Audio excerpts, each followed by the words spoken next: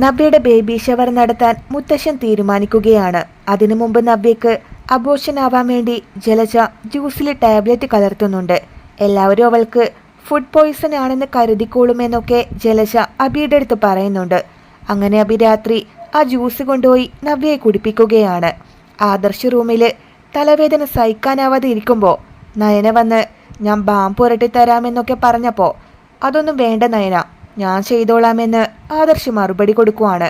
ആദർശേട്ടൻ ഒന്നും മിണ്ടാതിരിക്ക്, ഭാര്യ പറഞ്ഞ ഭർത്താവ് അനുസരിച്ചോണം എന്നൊക്കെ പറഞ്ഞ നയന ആദർശിന്റെ നെറ്റിയിൽ ബാം പുരട്ടി തടവുകയാണ്. നയന രാവിലെ ഫ്രഷായി വന്നപ്പോൾ ആദർശ് ഉറങ്ങുന്നത് തന്നെ നോക്കുന്നുണ്ട്. ശേഷം തൻ്റെ മൊബൈൽ എടുത്തുകൊണ്ട് വന്ന് ആദർശിനൊപ്പം ചേർന്ന് കിടക്കുവാണ്. ആദർശിനെ ഉണർത്താതെ നയന അവനുമായി ചേർന്ന് കിടന്ന് ഒരു സെൽഫി എടുക്കുന്നുണ്ട്. നയനയുടെ മുടിയിലെ വെള്ളമൊക്കെ ആദർശിന്റെ മുഖത്തേക്ക് വീഴുകയാണ്. പിന്നീട് ആദർശ് ഉണർന്നപ്പോൾ ഇതൊക്കെ എങ്ങനെ സംഭവിച്ചു എന്ന് മനസ്സിലാവാതെ ഇരിക്കുകയാണ്. ജ്യൂസ് കുടിച്ച് നബിക്കൊന്നും സംഭവിക്കാത്തത് കണ്ട് അബിയും ജലജയും ആകെ വല്ലാതാവുന്നുണ്ട്. ഉടനെ ജലജ ആ ടാബ്ലറ്റ് കൊടുത്ത ഡോക്ടറെ ഫോൺ ചെയ്ത് അവരോട് ദേഷ്യപ്പെടുകയാണ്. പക്ഷേ ഇങ്ങനെ വരാൻ ഒരു ചാൻസും ഇല്ല. ആ ടാബ്ലറ്റ് അത്രയും പവർഫുള്ളാണ്.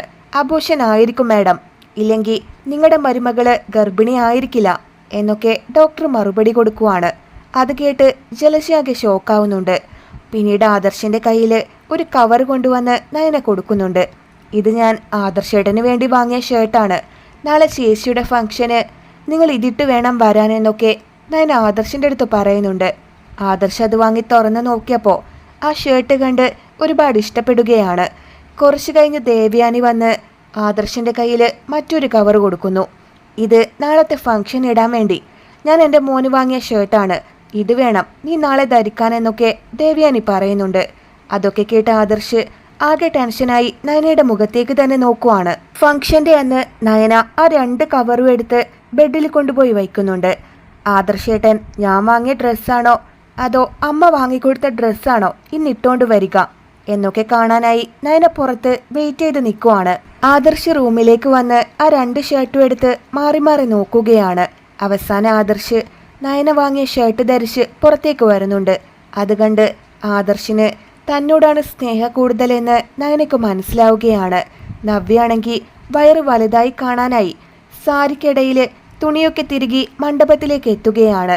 എല്ലാവരും വന്ന് നവ്യക്ക് മധുരമൊക്കെ നൽകി അവളെ അനുഗ്രഹിക്കുന്നുണ്ട്. അങ്ങനെ നവ്യ സന്തോഷിച്ചിരിക്കുമ്പോഴാണ് ജലജ അവളെ ട്രീറ്റ് ചെയ്യുന്ന ഡോക്ടറെ ഭീഷണിപ്പെടുത്തി ആ മണ്ഡപത്തിലേക്ക് കൂട്ടിക്കൊണ്ടുവരുന്നത്. നവ്യ പ്രഗ്നന്റ് ആണെന്ന് കള്ളം പറഞ്ഞതാണെന്ന് ജലജ എല്ലാവരുടെയും മുന്നിൽ വെച്ച് ഡോക്ടറെ കൊണ്ട് പറയിപ്പിക്കുകയാണ്. ശേഷം ജലജ നവ്യയുടെ വയറിൽ തിരുകി വെച്ച ആ തുണി വലിച്ചൂരി പുറത്തേക്ക് എറിയുകയാണ്. അത് കണ്ടതോടെ നവ്യ ഗർഭിണിയല്ലെന്ന് എല്ലാവർക്കും മനസ്സിലാവുന്നു. അബിയാണെങ്കിൽ ദേഷ്യം വന്ന് നവ്യയെ മണ്ഡപത്തിൽ നിന്ന് പിടിച്ചു വലിച്ച് പുറത്തേക്ക് കൊണ്ടുവരികയാണ്.